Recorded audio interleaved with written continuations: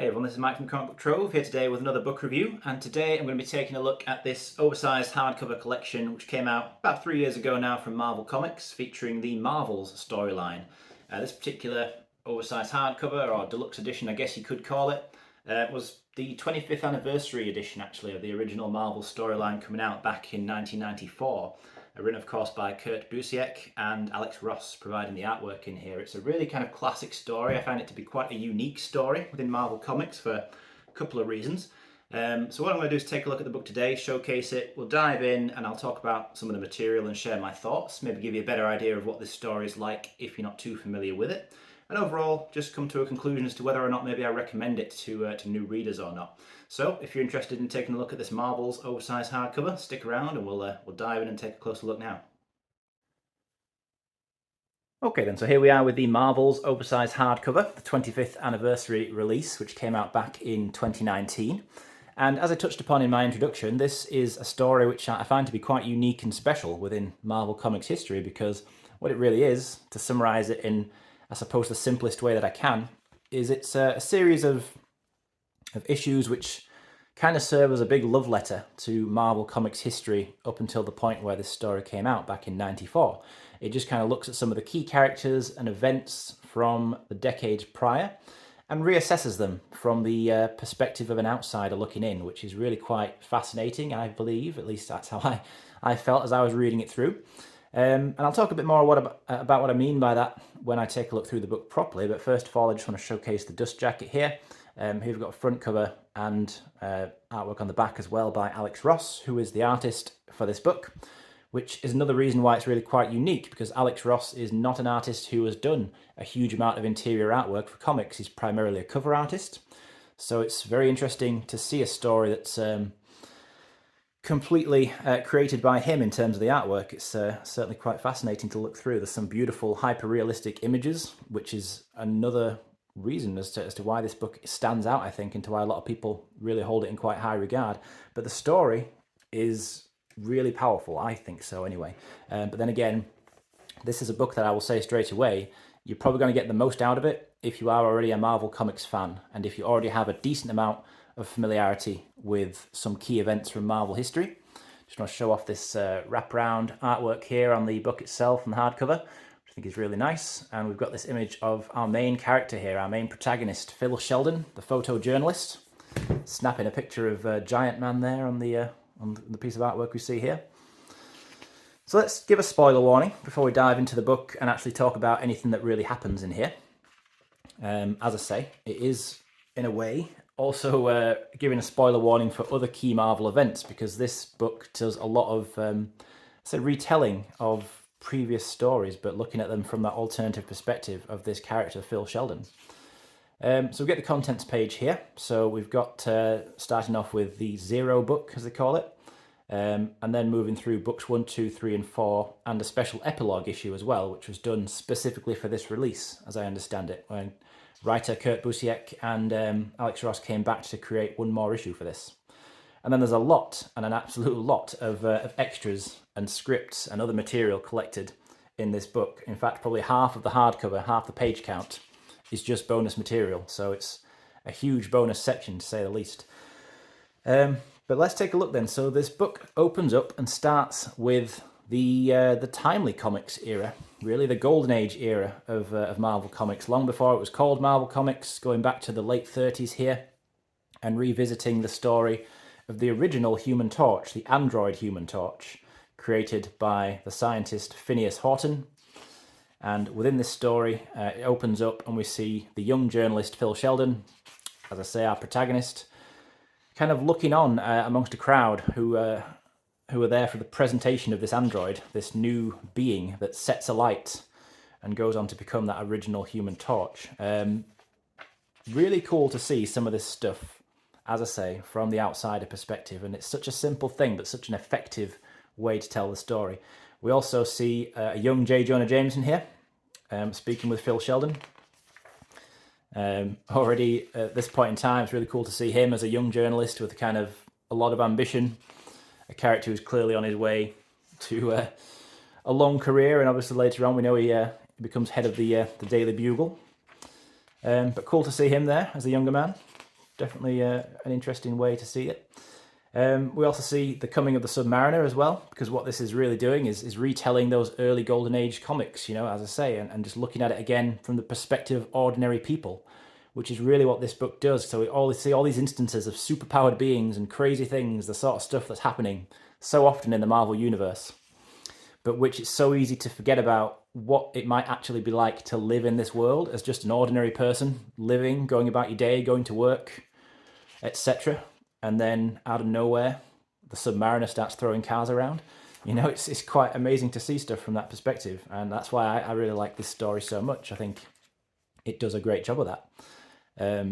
We'll get this clash here, that original classic clash between the Human Torch and the Submariner, which I believe was the first time in comics in general that two heroes came together and had a big fight in a crossover issue like that. So that's a bit of cool trivia. But yeah, so these the superheroes that come about. So quickly, you know, we see issues, instances here. I mean, with Captain America, obviously burst onto the scene around that sort of time in the World War II era, became the American icon that he was, and remains to be. But we're seeing it all from the perspective of newspapers, of average citizens talking about it, gossiping about these people, these super beings. And they all become labelled as the Marvels. So that is what the superheroes are called within this story, and that is why that's the title of the book, because they've become commonly known collectively as the Marvels, as these people who marvel those who see them. And yeah, so we start to move through the story and seeing the 60s era, which we move into from here, where we see the Fantastic Four and the X-Men come about. And this is a really good issue. So this is book 2, and this is where we see a lot of anti-mutant hysteria within the Marvel Universe, as well as seeing the Avengers kind of bursting onto the scene for the first time. This is an image that we've seen already on the book itself, but such a powerful image. I really like that. Just, again, captures the enormity of the situation and obviously the enormity of Giant Man himself. But just the madness of seeing these events as an ordinary person, which, as I've already said, you know, it's so easy not to think about that when you're reading the comic books themselves, because they never really touch upon that perspective. You know, you're following the heroes, and so when Spider-Man's swinging around, or the Fantastic Four are flying around in a Fantasticar, or, you know, whatever crazy things are going on, it's just kind of normal within the story. But to an average person looking on, obviously, it can be anything but. But this is a pretty dark story. So, you know, the mutants, and as you know, if you have any real familiarity with X-Men, a big part of what the X-Men have always been about, and it was a tagline of the series for so long, is that they're trying to protect a world that hates and fears them, because there's so much anti-mutant feeling within the world, just because people don't understand mutants and their powers, they fear them. You know, the whole thing's obviously a big allegory for kind of racial prejudice and discrimination. And you see that explored really well within this story as well. So taking familiar concepts that the X-Men had dealt with for a long time, but putting a bit of a fresh spin on it when Phil Sheldon discovers a young mutant girl who he briefly hides. This is her. Briefly sheltering her, although he's very torn about it as to whether or not it's a good idea to basically hide her and keep her safe from a bunch of mobs that are running around, violent mobs trying to track down any mutants and deal with them. But yeah, you know, seeing again other key events from Marvel history. So the wedding of Reed Richards and Sue Storm, which, you know, classically took place in an early issue of Fantastic Four in the Stan Lee and Jack Kirby days. And here we're seeing some of that chaos that's all breaking out over the fear of the mutants. We see the Sentinels coming in here again, you know, classic characters or classic concept, or however you want to describe it, from the X-Men history, mutant hunters.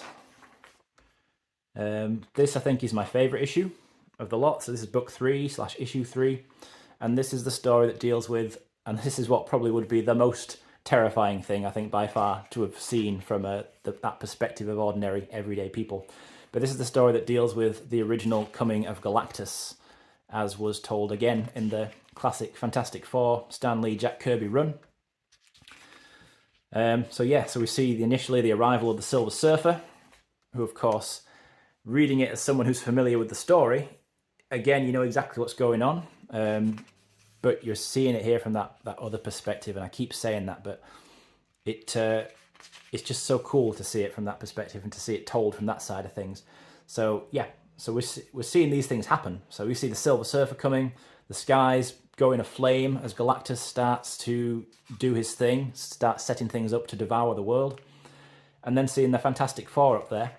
And again, as we know, having read the story, if you have read the story anyway, and if you haven't, you have to read that story. That classic Galactus story is something everybody should read. But yeah, so you have an idea of what's going on. It's all happening atop the Baxter building. The Fantastic Four are fighting. Galactus ends up talking to the Watcher. And it's just funny to think as normal people are looking on, because you'd be thinking, what is even happening up there? The world is coming to an end. And that's exactly what people do. They're panicking. There's mass hysteria. Understandably, people think the world is going to be destroyed because these giant beings are doing who knows what as far as they're concerned. So yeah, fascinating stuff. I love that particular issue because I love that story anyway. The classic Galactus trilogy of issues. It's just one of those all-time great comic book stories. So to see it explored differently here was something I really enjoyed. Absolutely. And that goes really for the whole book, to be honest. Here we see Peter Parker bringing some photos into the Daily Bugle. Photos of Spider-Man, of course. And speaking of Spider-Man, we move on to book 4. And this is a really poignant one. You know, I might think book 3 is my favourite of the issues in here, but this is probably the saddest one. So this is one that deals with Gwen Stacy and the classic Death of Gwen Stacy storyline. So again, if you're familiar with classic Amazing Spider-Man comics, and maybe if you're even not too familiar, chances are you may well be aware of the death of Gwen Stacy, because that's just one of those super famous events that occurred in comic book history for a few different reasons, which I won't go into too much now because I've already talked about that main story when I reviewed Amazing Spider-Man Omnibus Volume 4, which collects that issue. Although that's been quite a long time since I reviewed that now, but even so. Yeah, so we see basically the death of Gwen Stacy on these pages here. So that classic fight where it was Spider-Man fighting off against the Green Goblin, and the Goblin threw her off the bridge. Classically, famously, infamously, the act where Spider-Man tried to save her with his webbing, only to get her in midair as she was falling, and the sudden momentum of stopping like that ended up killing her. She broke her neck, obviously very sad. And this point of this story is that prior to that happening, the main character here, Phil Sheldon, had a few conversations with Gwen, so he kind of knew her. So he was kind of thrown into a fit of depression as a result of her death. And he loses his faith in the Marvels, really. But then we have this epilogue issue. So this was the one that was newly created for this story, and this deals with an appearance by the X-Men. And this is actually a recreation of a scene from a pretty early issue of Uncanny X-Men. I think it's from the Chris Claremont and Dave Cockrum run. So yeah, really quite early on in Chris Claremont's long run on X-Men, where the team were all out celebrating around Christmas time, and the Sentinels came to attack. And here, you know, again, we're seeing that basically Phil Sheldon was out with his family and witnessed this uncanny team kind of running into action to start facing off against the Sentinels. Love this image of Storm here, really cool. And yeah, of course, you know, that's the story which I believe, if I'm remembering rightly, goes off into becoming where Jean Grey becomes the Phoenix for the first time. I think this is meant to be Chris Claremont, actually. Pretty sure that's actually supposed to be Claremont himself.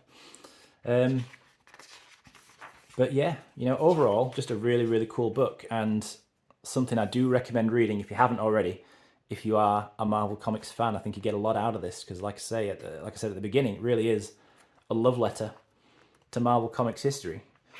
And what we're seeing in here now in the extras, we see a lot of the pieces of artwork by Alex Ross, and a lot of the original pieces of artwork from the panels and comics, which he took inspiration from to either recreate them or elaborate upon them. And it's really, really cool to even if you just look through it, but then obviously you can read through and explore the finer details. But Alex Ross put a lot of work into the artwork for this book, you know, into referencing and making sure he got a lot of the details correct from the original stories and comics. Also doing a lot of kind of references with models who posed for him and photographs which he, you know, used to create some of his work.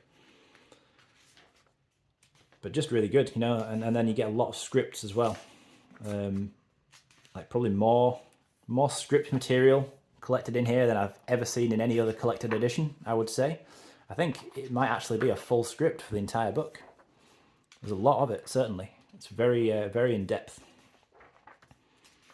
So again, if you read through it and you enjoy it, it's quite interesting to read through this and to see it all kind of laid out in that way prior to it being put together as a comic.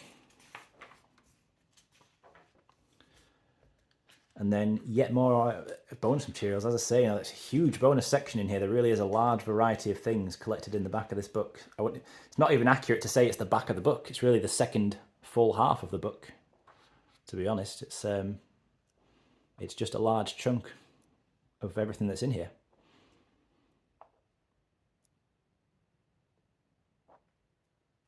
But hopefully, as I've taken a look through here, it's been quite useful or interesting to see it like this. And if you have read this story, whether it be in this collected edition or any other version of the book that's come out in the past, let me know what you think about it. It's a story that I certainly hold in high regard. I wouldn't say it's one of my absolute favourite books of all time, but it certainly is a lot of fun to read. A lot of Alex Ross work here, some of which have been used for the covers of omnibuses. So that was used as the Fantastic Four Omnibus Volume 1 cover, X-Men Omnibus Volume 1 cover. As I say, Alex Ross, an artist who's done really a lot of covers over the years. I think that's primarily what he's probably known for.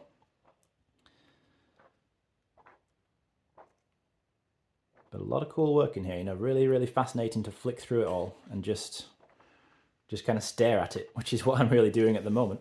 And then there's a lot of work in the back from other artists as well. A lot of this art was done as a tribute for the 25th anniversary of the Marvel story. So that's why it's all collected in here. So it's just really just a lot of different artists drawing a lot of different Marvel scenes and characters. This is a really nice one of recreation of that classic Spider-Man No More, where Peter Parker left his Spider-Man costume in the trash in the rainy alleyway. Love that.